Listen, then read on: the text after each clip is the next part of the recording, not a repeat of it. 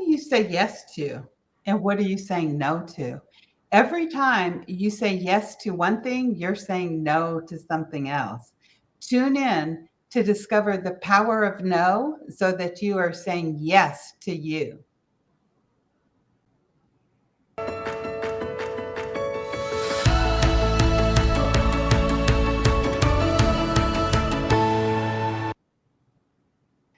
So, welcome to the Biz Success in 15 podcast. I'm your host, Cindy J, the Visibility Wiz, and I'm here to guide you as you step into who you are with outrageous confidence for more visibility, influence, and profits. You can get your visibility checklist at visibilitychecklist.com. And today I'm honored to have Bridget Sobas with us, and we're going to be speaking about the power of no to say yes to you. Bridget's the Power, Joy, and Profits mentor. Her powerful breakthrough sessions clear the stops and allow you to own your own power to take control of your future. Welcome, Bridget. It's an honor to have you. I'm honored to be here, Cindy. Okay, great. So let's just step right in. First, I'd love to know, how did you become the Power of No mentor? Yeah. Okay. So I've been an entrepreneur for over 17 years, and I hired a coach when I first took over. My first business was a hair salon, and I don't know if you know anything about the salon industry, but it's very highly emotional. And it can be run by a lot of negative emotions and limiting beliefs. And back then, 17 years ago, I hired a consultant, and he helped me put systems in place into my business. And actually, because I had systems in place in my business, it gave me a lot of freedom to grow the business. Because when I first took it over, I was a six-figure earner working in the business. And then I bought this salon, and then I became this dysfunctional mess of an owner, lost my six-figure paycheck. Yeah. And systems and structures actually supported me on growing a very successful business. And there was also a part of me during that time that had a really hard time. I was a big people pleaser. I call Wonder Woman stunt double. I was very run by negative emotions and feelings, and the systems and structures of having that in place actually, I guess I want to maybe use the word saved me back then, right. But I still had this running thing always in the back of my mind.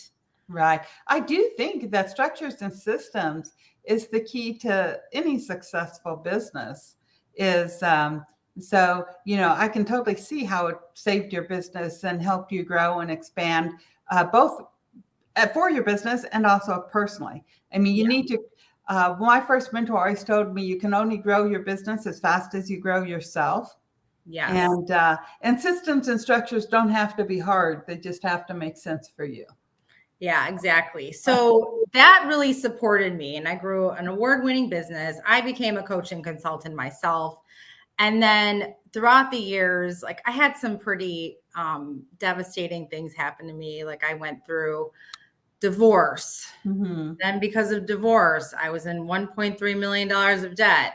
And then I decided to buy my business back and file bankruptcy. That was a whole nother thing that like led me into like, survival mode. And I had breast cancer, which we're all free and clear of, by the way. And yes. And I'm very mindful of language and the power of instilling thoughts in others. Mm-hmm. So throughout that journey, I was like bending over backwards. Sometimes I felt for people. I had really like people pleasing especially when I was trying to buy my own business back from bankruptcy. People pleasing kicked into high gear. Wonder Woman stunt double was a nickname that I had for a survival mechanism that I used to have, where I was doing everything for everyone and then getting the crap kicked out of me. There were times when I was paying everybody else first, and then I wasn't paying myself, but I was working like really hard. Right. So over that journey, I finally was like, I cannot live like this anymore. This is not working. So I actually started doing unconscious mind work. and learning NLP, timeline therapy, and hypnosis. And when I started healing that inner child, like the triggers that were really triggering me to be a people pleaser, and then reinvented my life, and then started the Power and Joy Coaching Academy. That is how I decided to become the Power, Joy, and Profits mentor. Okay. Love it. Absolutely love it. So, would you say that we all have a Wonder Woman stunt double? And if so, how can we identify our own Wonder Woman stunt double? Yes, I've actually come across lots of female entrepreneurs that can completely relate to that. So I would say you really are putting everybody else in front of you. Mm-hmm. You're completely putting yourself on the back burner. You're depleting yourself. You're exhausted. You're burnt out. You're just a doing machine. And that's where, like, it's Wonder Woman's there to save the day, but it's her stunt double that gets the crap kicked out of her, really. Right. Yeah. So I would just say, if you're going to identify with that, like, are you saying yes to everybody else? So, like, you're seriously, like, burning what is that term? Burning the candle at both ends. Oh, yeah. And it's crazy. I know we were talking about it before the call, how we just say yes because we think we should do something. I remember a long time ago, after I divorced my first husband, started dating my current husband, my first husband's niece was getting married. And she's like, Aunt Cindy, I want you at the wedding. And I'm like, honey, I really don't think I should go because I don't think all of that family, I'm not a part of that family anymore, right? Mm-hmm. And she just started crying. It's like, Aunt Cindy, it would mean so much to me if you were there. You've been my aunt since the day I was born. And so on the day of the wedding, my current husband was at my house and I'm getting dressed to go to this wedding. And the whole time I'm like, I don't want to go. I don't want to go. I don't want to go. I don't want to go. And he's like, well, why in the hell are you going then? Oh, because I have to, right? Yeah. I should. I promised her I would. I mean, and whenever you get married, I mean, I might have talked to her for a minute because she was busy getting married and being with everybody else. And it was like the worst time of my life, but it really taught me, like, why am I saying yes to something that I don't want to do? Yeah, that's actually bringing up I actually did say no to go into this wedding. But it's so funny because of other people's, like, judgments and opinions on you, how easily you could be swayed to do something you don't want to. Like, there was an ex-employee of mine that left my business, and anyway, that's another story itself. And she invited me to my wedding. She invited me to her wedding. Okay. Mm-hmm. And after a while, after thinking about it, I was like, I am not going to this wedding for the reasons I decided to not go. And but I had another employee of mine, and we had dual relationships at the time. I can't tell you how many times this person said to me, you really should have gone to that wedding. You should have been there. Like, it's none of your business, first and foremost. But it can easily happen that, like, someone else is going to put their judgment and opinion on you of what you, quote unquote, should do. Right. And the whole problem with should is that whenever we say we should do something, we're making ourselves wrong if we don't do it. So then we beat ourselves up. And I know you talk about being deliciously selfish. Yeah. So can you explain to us what that means? Yes, I love using that term. You get to be deliciously selfish, because what that ultimately means is I'm all about work. Like, first and foremost, working with myself and then with my clients, like, we have to fill up our cup first. We got to fill up our cup, source ourselves, so that at the end of the day, our cup starts overflowing into other people. So when we get to be deliciously selfish, we actually take care of ourselves first, so we can even be a better version of ourselves to serve the rest of the world. So that's what my version of deliciously selfish. I love that. I love that term. And I know the beginning of 2022, I always pick a theme for the year. Yes. So my theme at the beginning of 2022 was me first. And sort of half jokingly, I say you should be careful what you ask for. Oh, yeah. But on January 9th, I got COVID. I was sick the entire year. I was in ICU for 3.5 weeks. I did not have a fun time of it. But from being so sick and literally knocking at death's door, it forced me to put me first. Yeah. And what I find so interesting now is I still don't have the same stamina where I would burn the candle at both ends. Like I would work from 8 o'clock in the morning till midnight every day. Like it just like if I was home, I was working, period. Yeah. But I can't do that anymore physically because still some of the long COVID side effects. And it's so interesting to me because I actually get more work done in less time. Yes, I'm so glad that you shared that, because my story is that in the beginning of 2022, I had just launched Power and Joy Coaching Academy like a few months earlier. And then very beginning, I'm like so excited. I got this second brand new company. I love what I do. And then I got diagnosed again. We're all free and clear of it. But I got diagnosed with breast cancer for a second time. And I was like, at first, I talked to one of my mentors. I was like, I don't know if I can continue on, like being in your program, building this new business, all these things. And then I made this decision. I was like, okay, I'm going to just do what I have to do, get my surgery done, go through chemo, go through radiation. And through all that, I worked 50% less than I normally would in a year. And I made over 6 figures in revenue doing it. Exactly. My first full year of business. So you can absolutely work less and make more money. Yeah. And it's interesting how many people I've spoken to, other colleagues, where, they have their 6 and even 7-figure businesses that they created while they're sick. And I think it's because whenever we're sick, we have to really choose what's more important versus not. But you don't have to be sick to build a successful Exactly. Business. Yes. You can be extremely healthy. You're all healthy. Let's learn to be deliciously selfish. That's what it's all about. Yes, deliciously selfish. And so I love this term also that I've heard you use a few times, is being the itty bitty shitty committee.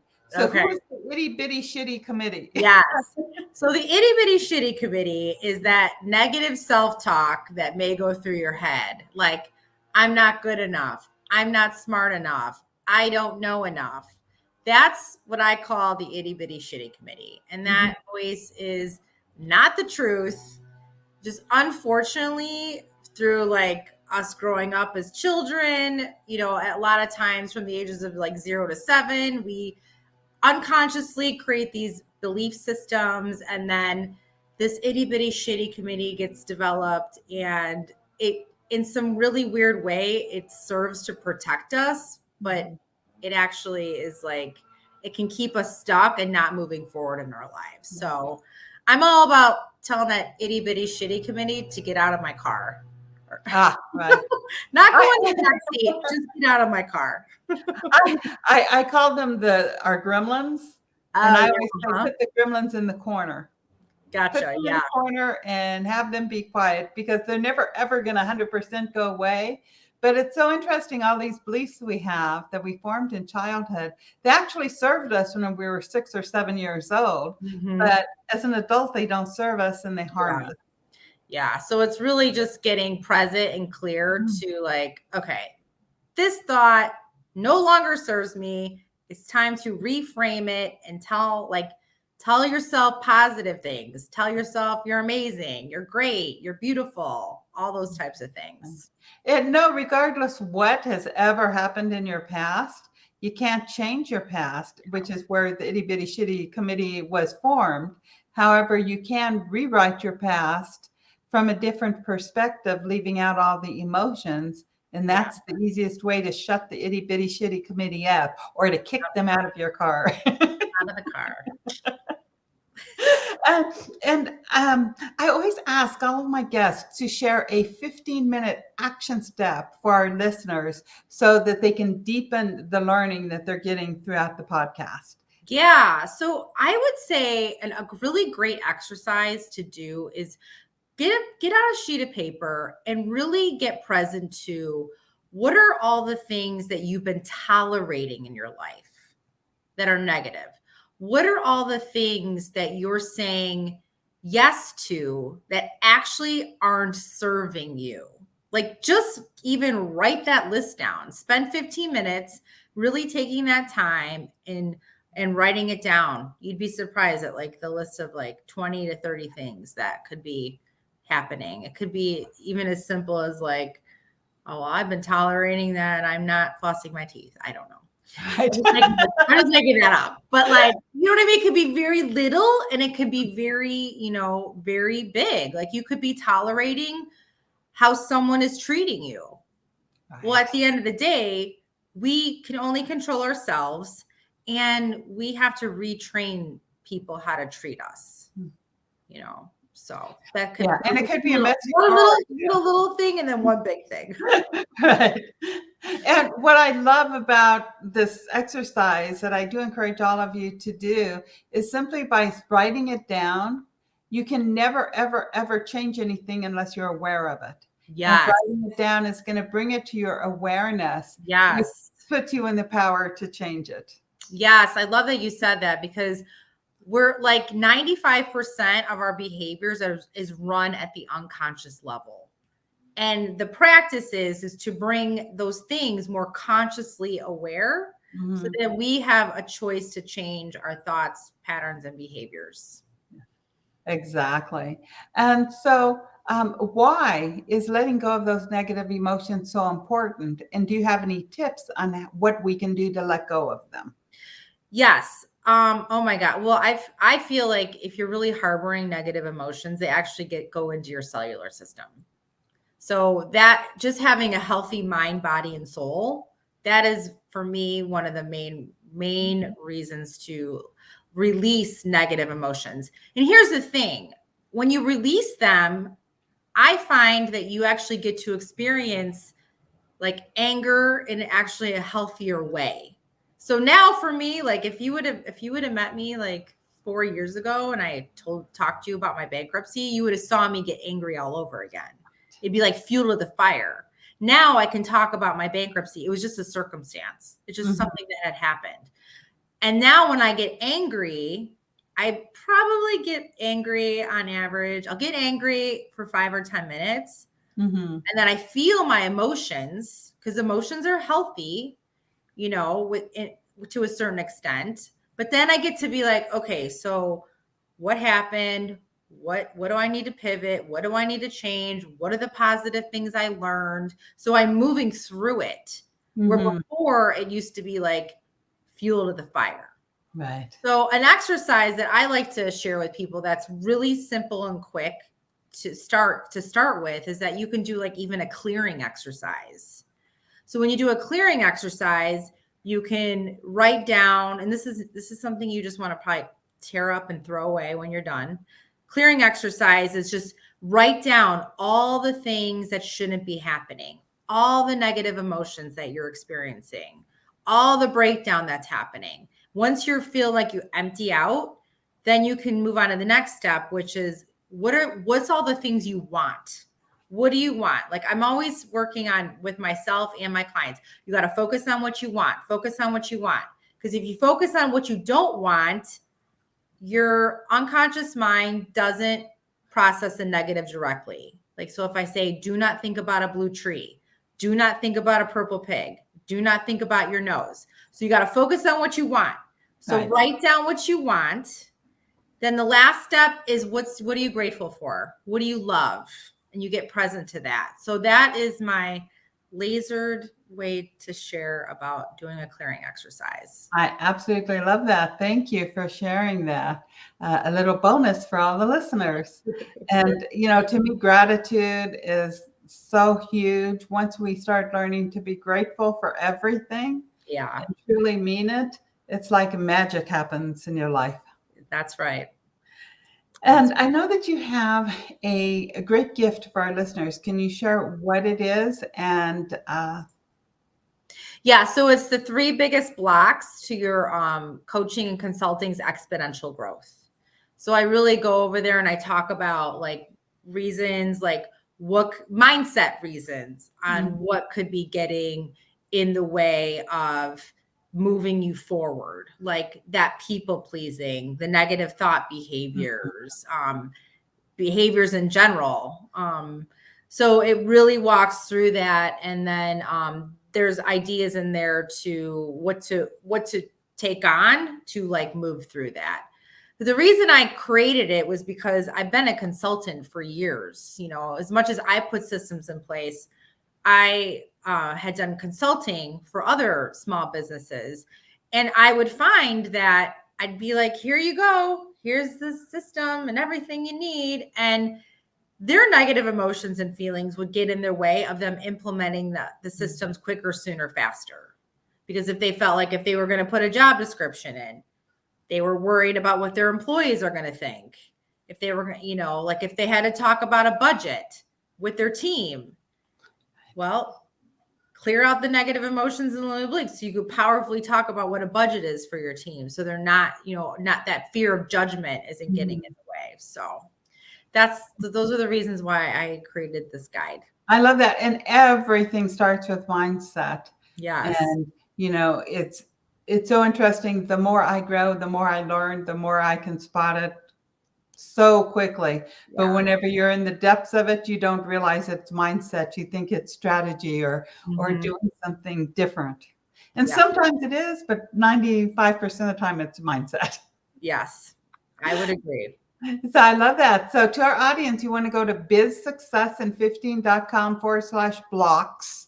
So that's biz, B-I-C, success, SUCCESS, NIN, the number 15.com/blocks, BLOCKS. And you can download Bridget's gift to you, the 3 biggest blocks to your coaching business success. And Bridget, it's been great having you. Do you have any final thoughts for our listeners? You know, life is precious and urgent. It's like live a life you love, have a life by design, and be deliciously selfish. I love it. Just deliciously selfish. I absolutely love that term. So thank you, Bridget. It's been a great having you as a guest. My pleasure. To our audience, remember to head on over to bizsuccessin15.com/blocks to download the 3 biggest blocks to your coaching business success. Be sure to tune in next week for another episode of Biz Success in 15. And remember to always step into who you are with outrageous confidence. Yes. So big hugs and see you next week. Bye-bye.